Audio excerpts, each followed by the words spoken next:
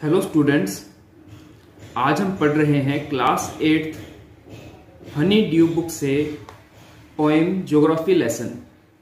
इस पोएम के अंदर पोइट ने कल्पना करी है कि जब वो एरोप्लेन में बैठकर नीचे से ऊपर की तरफ धरती को देखता है, पृथ्वी को देखता है, तो उसे क्या क्या दिखाई देता है और कैसे कैसे दिखाई देता है।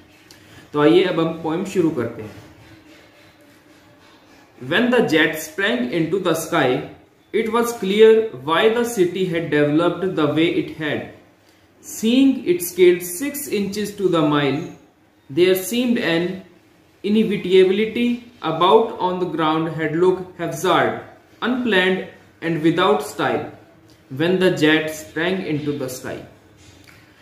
तो पहली लाइन जो हमारी है, when the jet sprang into the sky, यहाँ पर sprang का मतलब होता है तेजी से हवा में उड़ना। तो जैसे आपको पता है जेट हवाई जहाज कितनी स्पीड से हवा में उड़ते हैं, तो जैसे ही जेट हवा में जाता है, स्काई में जाता है, उसे सिटी बिल्कुल क्लियर दिखाई देता है। वो देखता है कि यहाँ पर कितनी डेवलपमेंट हो चुकी है और उसे ऐसा लगता है एरोप्लेन में, उस जेट में बैठकर, कि उसने जो मील की दूरी है, 1 मील की दूरी भी उसे कुछ इंचेस की लगती है।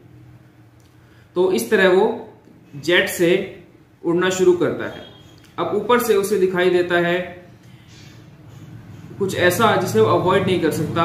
तो 5th लाइन में हमारा जो वर्ड है इनइविटेबिलिटी, इसका मतलब है उस ऊपर से उसे कुछ ऐसा दिखाई देता है कि उसे अवॉइड नहीं कर सकता। तो वो उसे जमीन दिखाई दे रही है, तो जमीन में उसको दिखाई देता है, जो जमीन दिखाई दे रही है, जो सिटी उसको दिखाई दे रही है, वो उसे अनप्लैन्ड लगती है। यानी जो हैप्जार्ड है, वो हैप्जार्ड का मतलब है जिसको हमने बिना प्लानिंग के बना दिया है।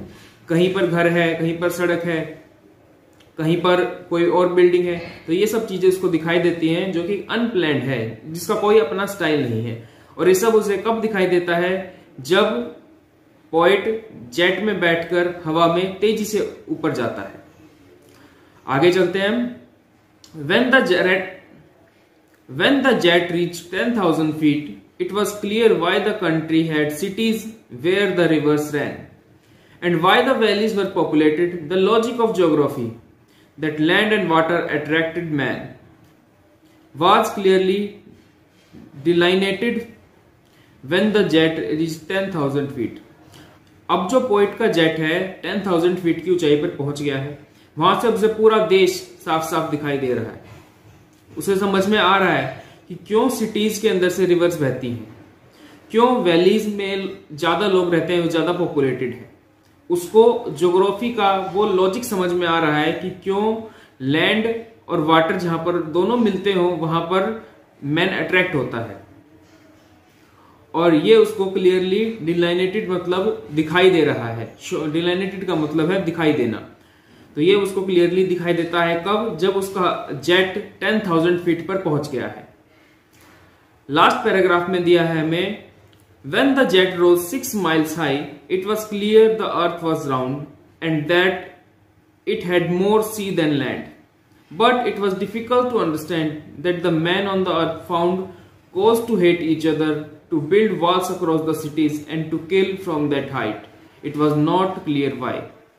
अब उसका जेट पहुंच गया है 6 माइल्स पर, 6 मील की ऊंचाई पर उसका जहाज पहुंच गया है। उसे वहां से दिखाई देता है कि अर्थ तो राउंड है, और उसे दिखाई देता है कि अर्थ पर समुद्र ज्यादा है और जमीन कम है।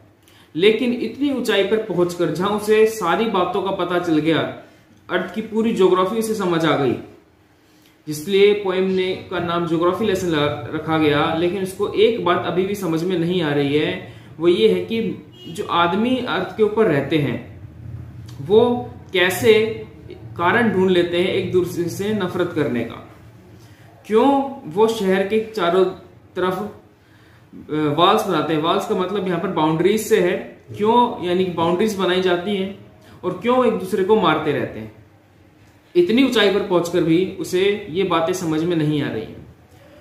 तो ये पोएम ज्योग्राफी लेसन आपको अच्छे समझ आ गई होगी।